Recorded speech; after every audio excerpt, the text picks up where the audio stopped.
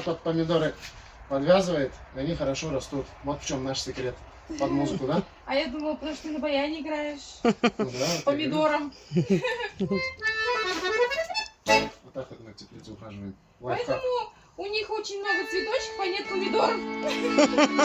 Они цветут от радости. Да. Помидоров нет.